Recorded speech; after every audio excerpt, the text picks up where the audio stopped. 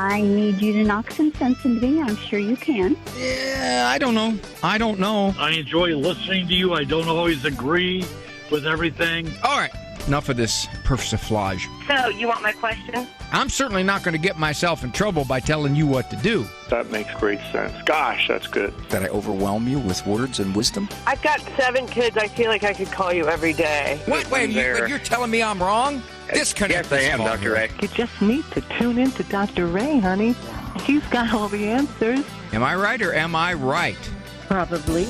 Now, from the studios of Living Bread Radio Network in Canton, Ohio, the hometown of Mother Angelica, here's Dr. Ray. What's your next book? It's a question I always get asked. They tell me at the publisher that the most important thing in marketing a book is to have a succinct, kind of quick soundbite ad copy. My next book is going to be about reverse psychology.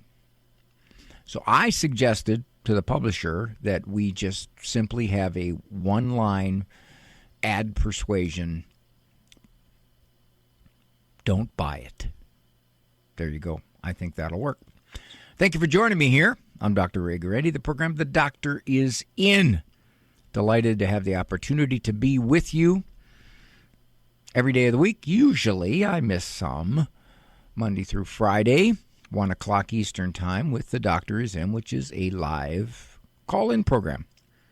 Where, Mondays and Fridays we have Look Back Friday and E-Person Monday, which we don't take calls on those days because we have to handle some of our other stuff. But today being Tuesday, I just dated the program, Andrew, but hopefully we can still use it in the future if it turns out to be a least worst of. I'll take your calls. And the number, if you would like to call in, is 877-573-7825. 877-57-EQUAL. That is the number to call to get onto the program for several reasons. The most common is a situation or circumstance in your life that's perplexing you or bothering you or giving you grief, something you don't understand or someone you don't understand or struggling to understand or to get along with. Usually that's in our close social circle. We can put our heads together, see if we can come up with something to use. Not doing therapy here, not diagnosing, not going to at all step into another therapist's turf if you're seeing somebody. But at the same time, we can see what we can come up with. Sometimes people will call in. The second most common reason is they want to help somebody else. Somebody called in, and it touches something in their lives or in their thinking that prompts them to say, hey, let me offer you this thought. Let me tell you what happened when that happened to me or what I did when that happened to me. A common one also is a cultural question, something that's going on all around us that we have to navigate, we have to deal with, we have to manage, we have to resist. A faith question or a faith question that intersects with psychology. And then finally, there are what I call the generic questions. Something about intelligence or something about development, something about emotions, something about a diagnosis you don't understand, some general question about the stuff of mental well-being, if you will, social well-being, cultural well-being, faithful well-being. 877-573-7825. 877-57-EQUAL. You will get either Eric Dumont, my first-line call screamer, or if he's on the phone and Andrew wants to head to the phone, Andrew Kruchek is my producer man there at Ave Maria Radio. And Ave co-produces this program with the EWTN Global Catholic Radio Network. Okie dokie. I've spoken often about how easy it is to co-opt, to grab hold of, to reiterate cliches. Things like. Well, so like I said, then he like said. And like makes you sound so inarticulate. And the saddest thing I hear is so many people on big-time radio or TV shows just flinging the word like it's a verbal twitch. Or perfect. Perfect. That's a big one. People just pick up on that. Notice that?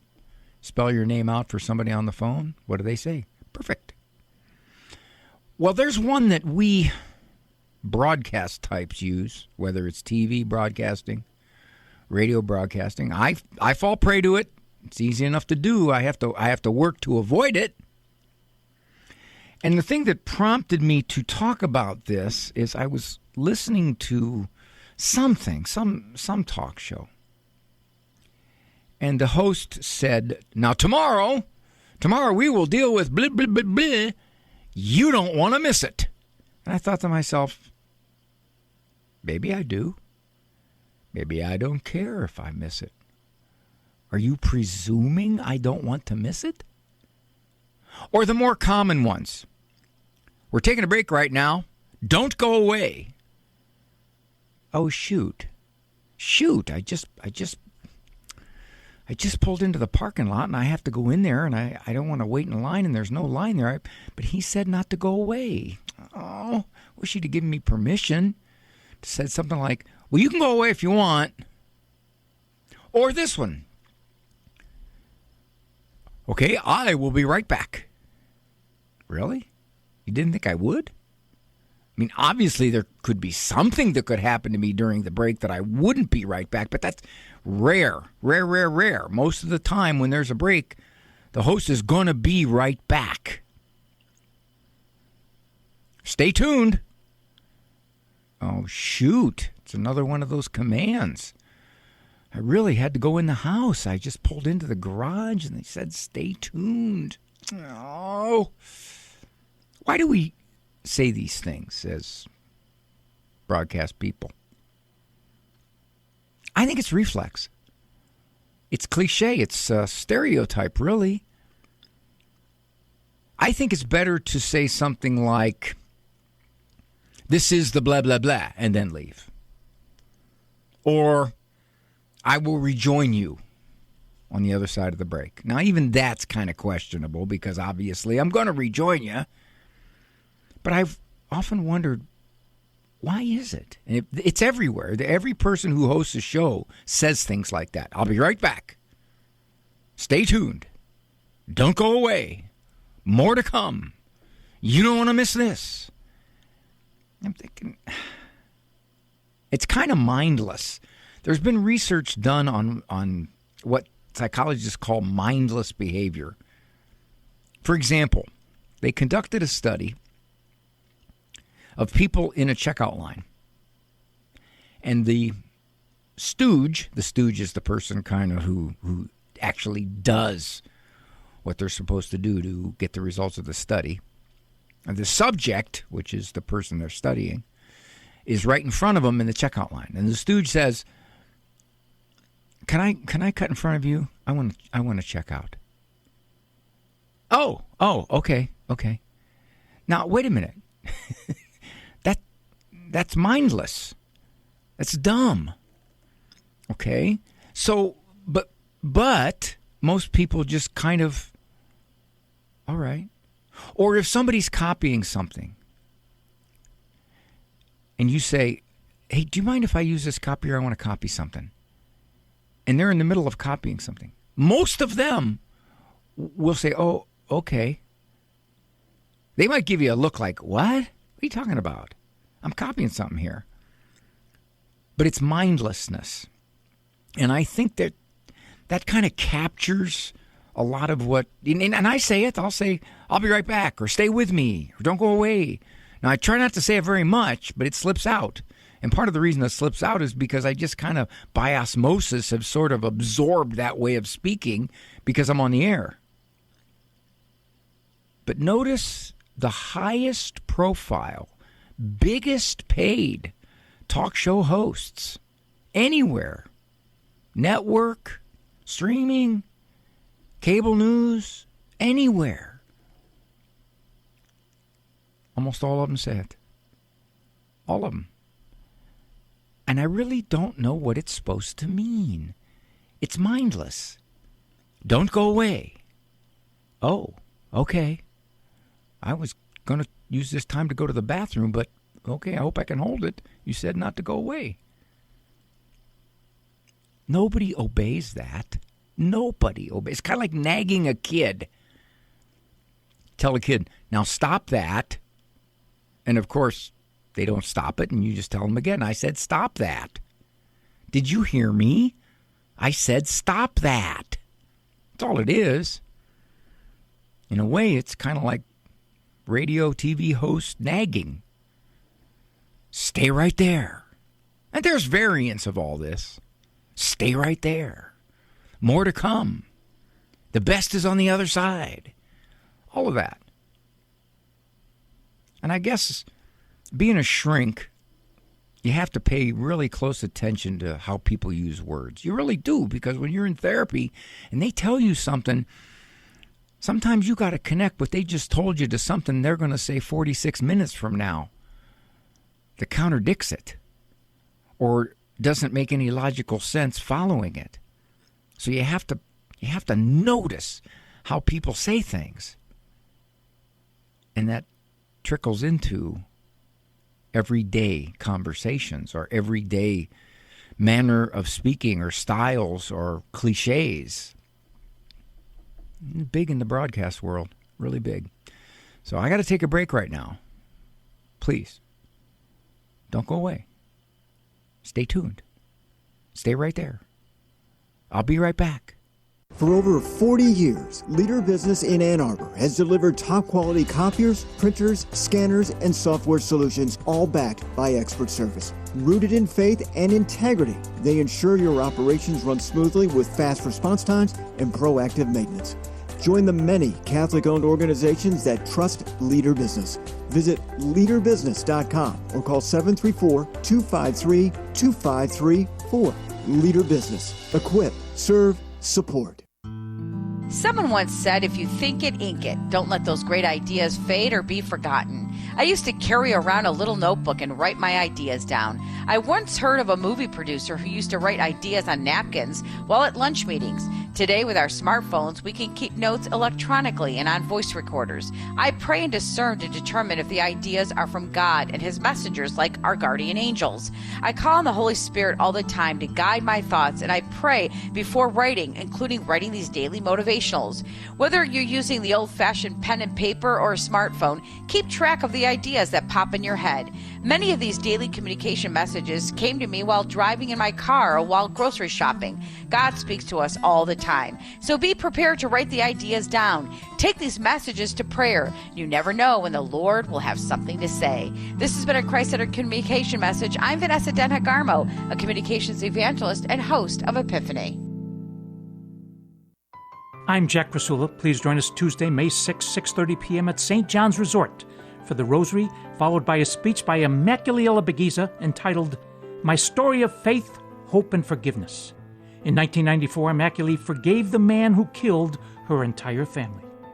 No registration is required. For more information, please email jack.krasula, Krasula, at trustinus.com. Thank you. God bless.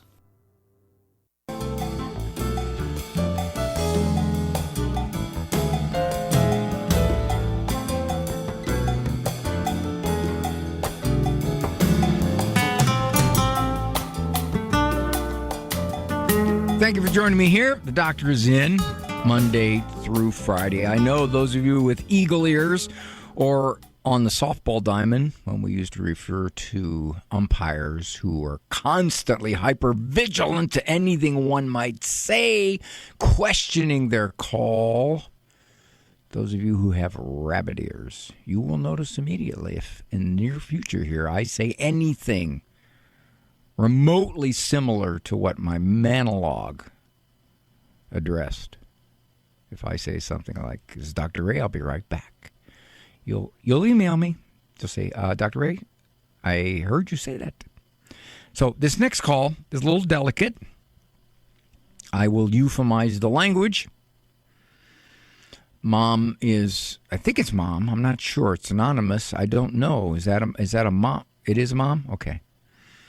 And also on this, I'm going to give you if you got any little ones that listen because you're trying to get them to shape up their behavior just by osmotically absorbing what I say, you might decide in the first couple of sentences of the call to say, well, we're just going to kind of move away from this call for the moment. I don't think that'll happen because I'm often very delicate in my choice of words.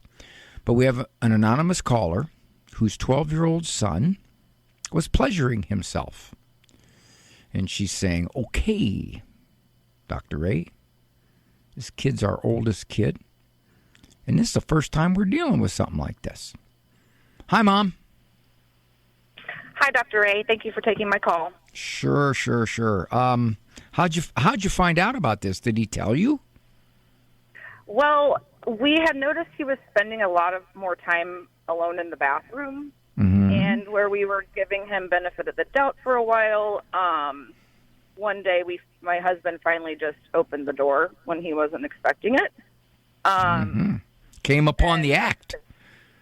Right.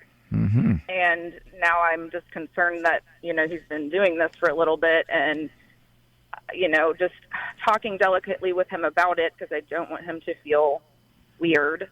But I also want to handle this right, and I want him to, I don't want it to affect how he deals with certain parts of his life or whatever, I mean, I'm a female. I've not been in his shoes, but, I'm not always sure how the right things to say, obviously being Catholic and how it's viewed through our faith. I was just needing help. I kind of reached a wall of not really sure how to continue. Why are you going to talk about this instead of Dad? Well, he will, but I think we both. But my husband isn't Catholic. I mean, we all go to church together. We all, but he doesn't. I mean, I'm sure he believes what I do, but I'm more of the Catholic-driven person in our family. So your husband wouldn't be as concerned about this as you are? I guess in a sense, yeah. I think that maybe he sees that as maybe like a normal 12-year-old boy thing. But, and even when I actually asked AI, it was saying, oh, well, this is normal. And I'm like, my stomach just got knots. I'm like, no. I'm like, I just feel like because of our faith, like I can't let him just, I don't know. I hope you see where I'm coming from. I just feel stuck. Oh, yeah. Well, you're absolutely correct. The reigning view of this among pretty much all experts and AI, which tends to lean left, tends to lean secular, would be that, of course, it's just normal stuff. Normal stuff. However, the Catholic Church has always taught that this normal stuff is a form of extreme physical self-centeredness. It can become a habit that can affect other parts of your life very easily. I have had marital situations where the husbands do this, and because of it, their intimacy with their wife is a lot less. Right. Okay, so given all that, probably you might want to sit down with your son and find out what his thinking is on this. Son, obviously that feels pretty good. God made it that way. That's a physical thing. And at your age, your hormones are just starting to really surge. I got it. I understand the desire, is what you're saying. The desire is normal. Son, what could be the downside to getting into this habit? Ask him that. I don't see any. Okay. I don't see any. Well, let's look at this from why the church teaches there's downsides to this. And then you explain these things to him. And you say, I'd like to help you get past this habit. Okay. Now, what can I do? Gone to the bathroom, keeping the door open. Gone to the bathroom, door shut for only a minute. What can I do? Now, obviously, there's lots of times in his life when it's private. Nighttime in bed, it's private. or somewhere out of your ear and eyesight. It's private. So he can do this. I guess the best thing you can do is explain to him the church's teaching and why. And if you're not really sure why, go to the AI for Father Spitzer's. I'm blanking on Father Spitzer's website. What is wrong with me, Raymond? Okay. Well, anyway, Father. I'll find it. Yeah, you'll find it. Or go to Catholic.com and you can find it. You can ask a question. What is the church's teaching on this and why? They'll give you a real nice article. Okay. Magis Center. AI for the Magis Center. Okay. Okay. So given that, they'll give you the church's teaching on this, how it is kind of a self-absorbed sexual expression, and indeed it can lead to habits that interfere with healthier expression. That's why the church teaches. It doesn't teach us simply because, well, we're kind of an archaic throwback, and we just think that's wrong because, there's something in the Old Testament that says you shouldn't do this, and that's it. The church has reasons for her teaching, and as I've gotten older as a psychologist, I've come to see all that. Okay, right. So that's the way I would explain it to your son. Now, given that this particular drive, especially in adolescent males, is pretty strong, probably he will still fall. So you can tell him, I'll take you to confession every couple of weeks if you wish. If you've fallen, you've gotten weak, don't go to communion until we get to confession. And Lord knows this can happen. But as long as you keep trying to move ahead right by going to confession, you'll get past this, son. It'll be something that won't just torment you like this, or not even torment. He may feel guilty. I don't even know if he does. I don't even know where his faith is playing in all this. Right. No, I don't think he feels guilty, but I don't really think he understands. Okay. And the other thing, too, about it, I think. I just shared this with you. I almost routinely ask this question anymore. Does he have a smartphone? Yes. Ooh, ow, ooh, ow, ow, ow, ooh, ow. Because there's no doubt that he can get to any kind of pornography on that phone. And once he pleasures himself to pornography, man, you can attach it to anything. That compounds the problem. Bad. Yeah. We are pretty good at checking his phone, but at the same time, I know things happen. I've just been trying not to let him have it, especially since we've discovered that. I've let him take it when there's places I need to get a hold of him, but otherwise I've just been not letting him have it. Well, you let him take it when there's places you need to get a hold of him. He can use it any way he wants. I know.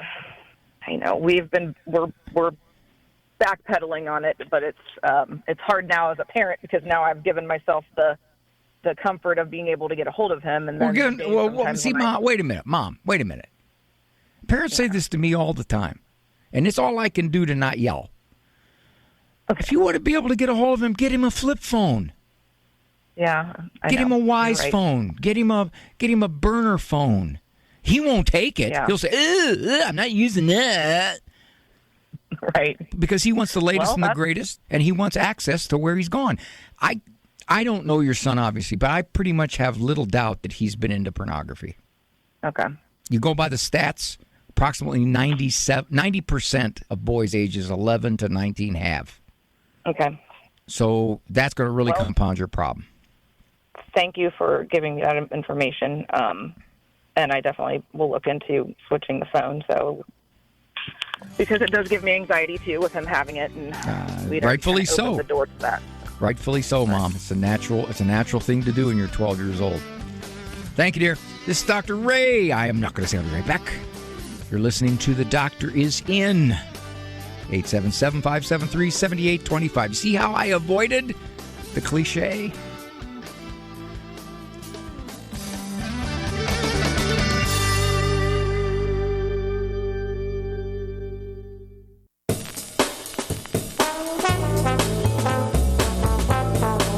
say thank you to Mary from San Antonio, Texas. Mary, I can't say what you said because I am right now in the final stages of heavy training for a major comeback to win the Catholic Media Humility Award.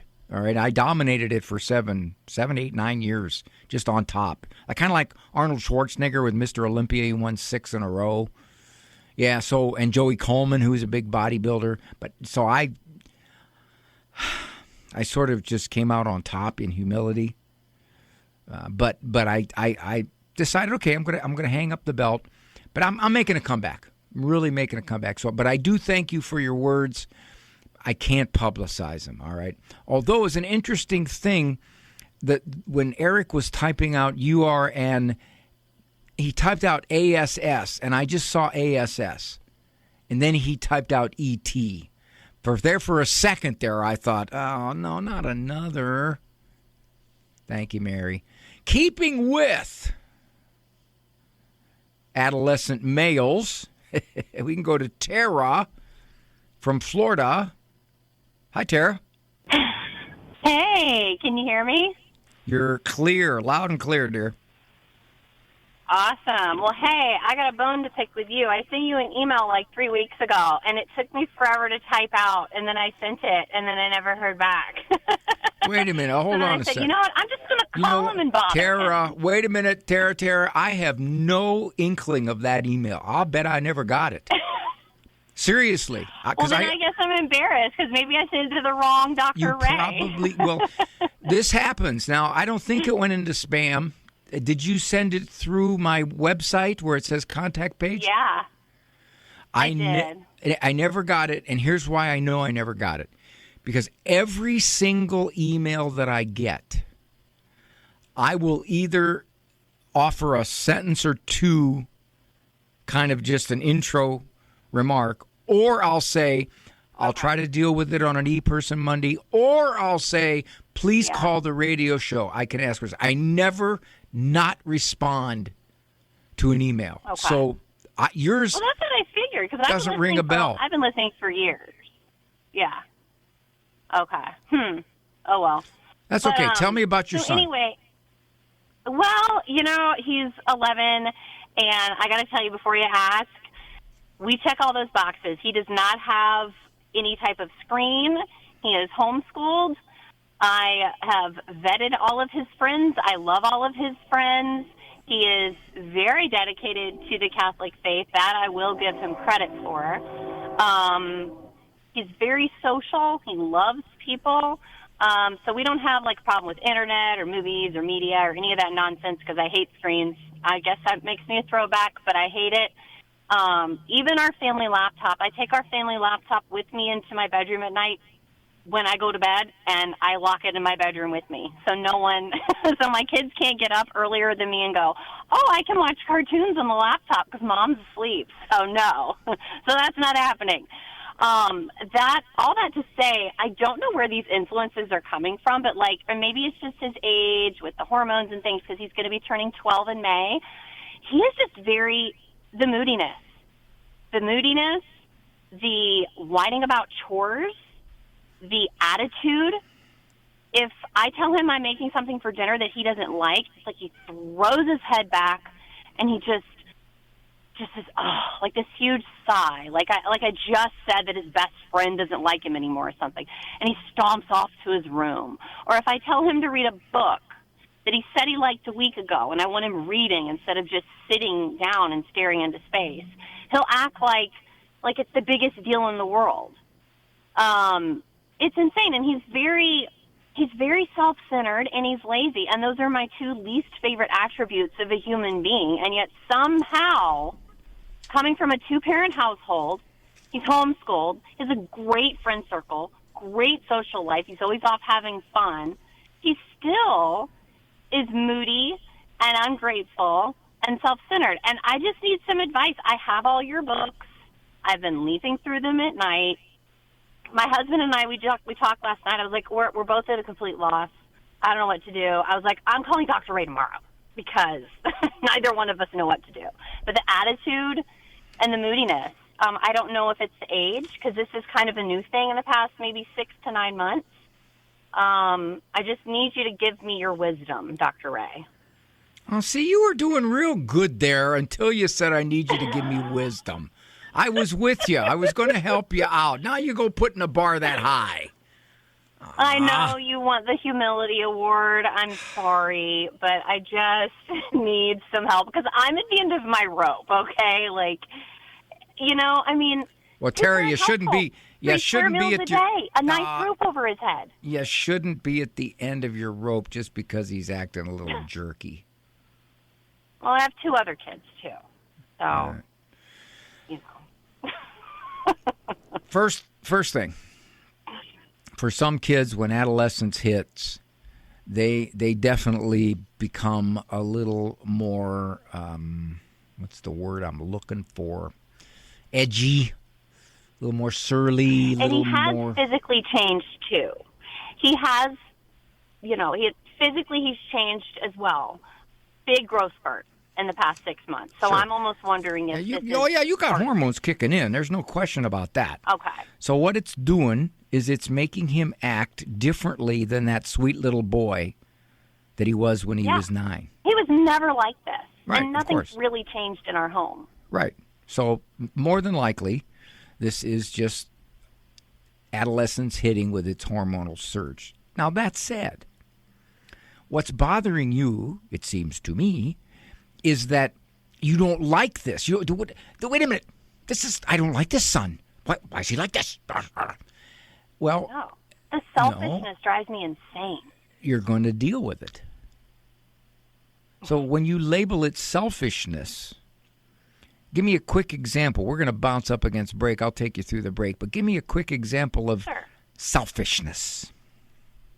Well, like his little brother will have a baseball game, and he'll say, well, why can't I just stay home by myself? I don't want to go to that. I don't want to eat that for dinner. I'm going to go in the kitchen and make my own dinner. It's like, wait a minute. I just cleaned up. You're not. That's right. That's right. So exactly right. You handle it just right. Well, you are going to your brother's game, son. I don't care if you want to go or not. Well, no, you're eating with us, son. I don't. Okay. So, okay. See, what you don't like is that he has that kind of surly desire. So what? Yeah. It's not going to be. You're not going to feed into it. So with time, he'll mature. He's in a good home. He'll mature. But in the meantime, he's going to throw behaviors at you that you're labeling selfishness. I'm just kind of labeling that, well, he's acting temporarily jerky. Okay. Well, we're not going to let him act jerky. Well, I don't see why I have to come out of my room. Son, because you can't stay in your room all night, so you're coming out. End of story. Yeah. See, you're getting shook and frustrated because you're putting too much meaning on it. Rather than simply I look saying... at everything. Sometimes I put a moral weight to things, like being selfish, you know, but... Well, you labeled it. Yeah, you did. You thing. labeled it an ugly personality thing. characteristic. He's not being selfish. He's kind of being jerky. But that's okay, though. I mean, he's 11. He's heading into puberty. He's going to start doing some things that he's sort of stretching for his own independence, if you will. And he doesn't understand I'm not going to go along because I have my own desires about these things, mother. And I'm becoming a stallion, you know. Stay right there, Tara. We'll talk some more. 877-573-7825. And We'll Talk Some More was not a variant of I'll be right back.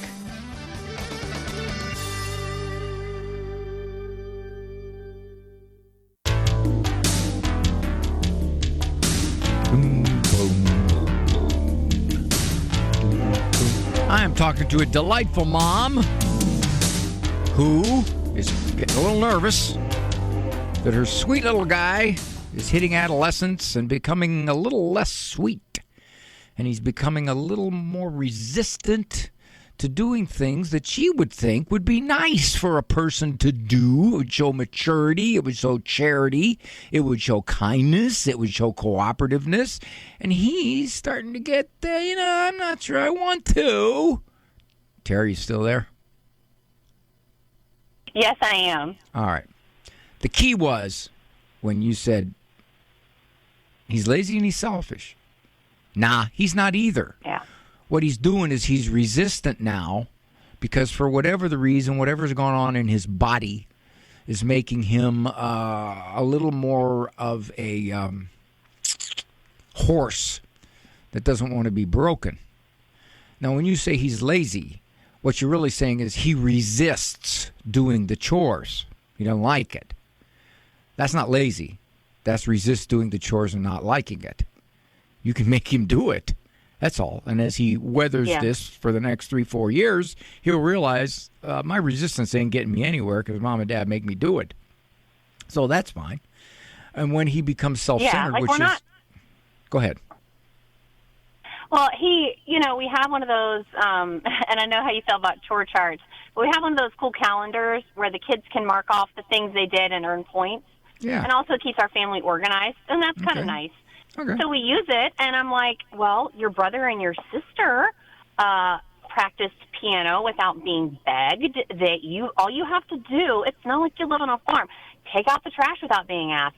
Practice piano. You'd think when I've asked him to practice 15 minutes of piano, you'd think I was torturing him.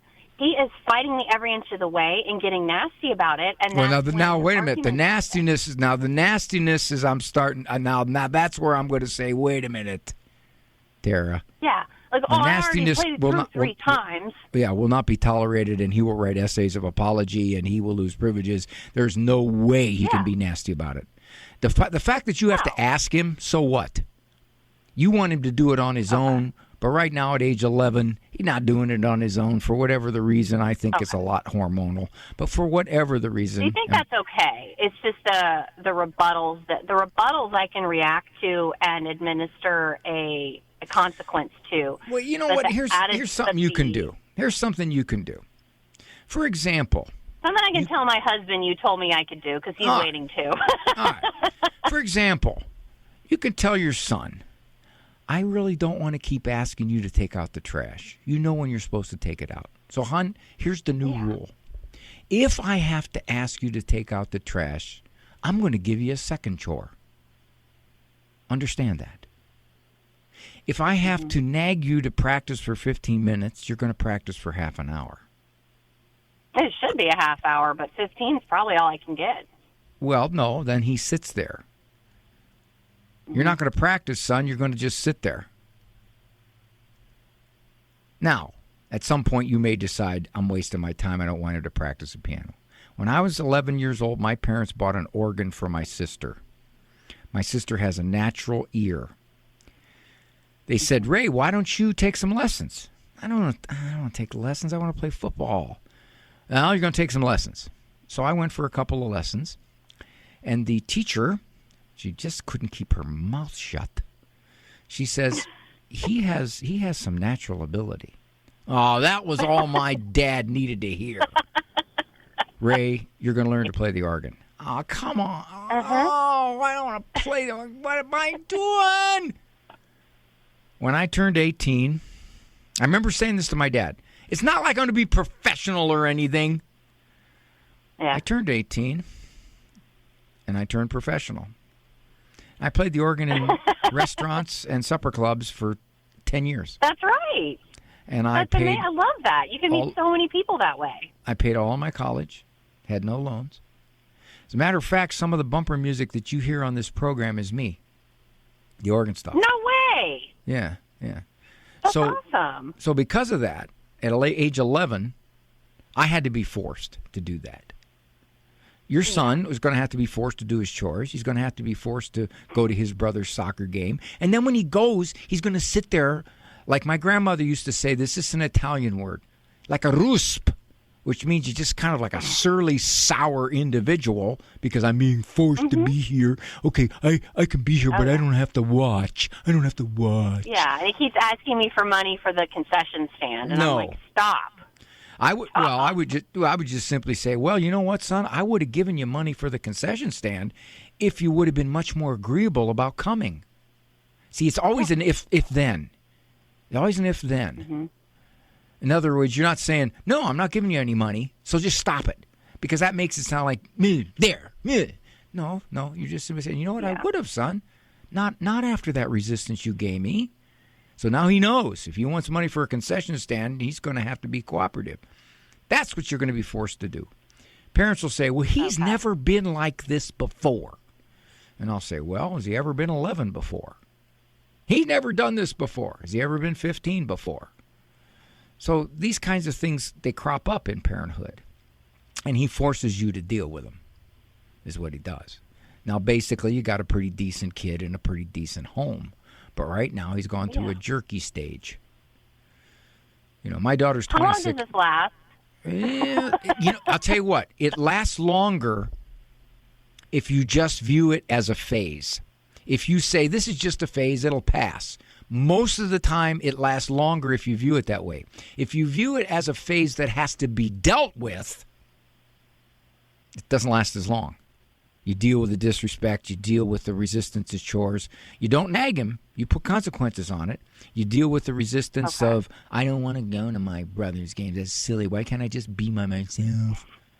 You know, you can grouse, but don't be disrespectful. You're allowed to grouse. I don't care if you're going to grouse, but don't be disrespectful when you grouse.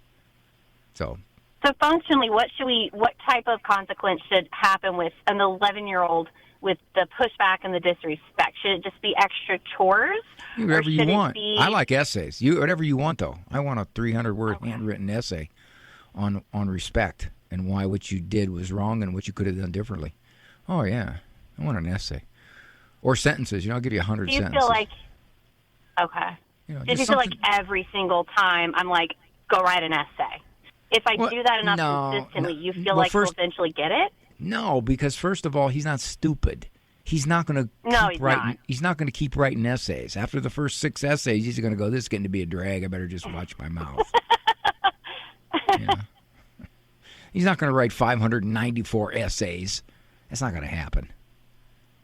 No. All right, Tara. Hey, you sound like a good mom. All right. I can tell that from here. Well, well, thank you. If you could pray for me, too, that would be excellent. Thank you, dear. This is Dr. Ray. I'm not going to say I'm taking a break because you know I'm taking a break. If you'd like to call, though, do have one more segment left. 877-573-7825. 877-57-EQUAL. That's the number. Another year has come and gone, and whether you like it or not, Uncle Sam requires you to make an accounting. Perhaps it's time to call Myler and Zipka. They work with you to legally minimize your tax bill and identify ways to reduce future taxes. Eliminate the nagging feeling that you're paying more taxes than you need to. Call Ken Zipka today at 734-930-5500. Myler and Zipka. Integrity, excellent value, and people dedicated to a long-term relationship. 734-930-5500. This program is brought to you by the following nonprofit underwriter. Are you longing to hear God's voice? Lord, Teach Me to Pray, the free Ignatian Prayer Series will open your heart to His voice, to the peace you are seeking, and the only love that fulfills the human heart, Jesus. God is calling you to true joy, knowing Jesus personally. Lord, Teach Me to Pray is free. Go to LordTeachMeToPray.com, click on the red box, order the Lord, Teach Me to Pray series now. Go to LordTeachMeToPray.com. Maybe you've been hearing a lot about the need to make a spiritual communion while participating from home in a live-streamed or broadcast Mass. There's more to it than reciting the act of spiritual communion. We should begin by having sincere repentance for our sins and affirming our belief that Christ's death redeemed us. Next, we call to mind the spiritual gifts found in Christ's sacrifice and thank God earnestly for them. Now we are disposed to pray the traditional prayer of spiritual communion. Jesus, I embrace you and unite myself wholly to you. Ave Maria in the Afternoon is underwritten by the following nonprofit organization: Real Estate for Life. Buying or selling your home or business property? Real Estate for Life can connect you with one of 1,400 pro-life real estate agents around the world. When Real Estate for Life receives a referral fee, they donate 70% to Ave Maria Radio and Human Life International. More information at realestateforlife.org or 877-LIFE-US1. That's realestateforlife.org.